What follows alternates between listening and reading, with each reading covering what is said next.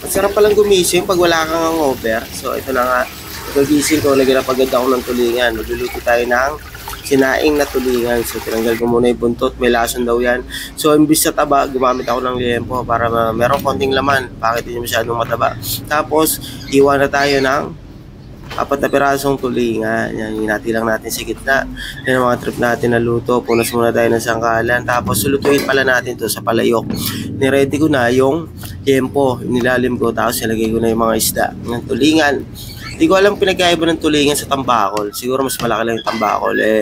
Wala rin pala ako ditong kamyas. So, meron akong mangga. Yung mangga nilagay natin. Yung iba kasi takot magluto pag hindi kompleto yung regalo. Tandaan nyo, basta mag-experiment. Ito, kala ko hindi masarap. Yung natikpan namin, panalo. Di bagong recipe. Pag matatakot, gumawa ng bago. Kasi pag yan masarap, goods. Ang importante lang naman sa pagluluto, makakain mo yung niluluto mo. Ganun lang kasimple, brado. Mukbang na naman tayo. Let's go! Gawin ko talaga kung ano yung invento.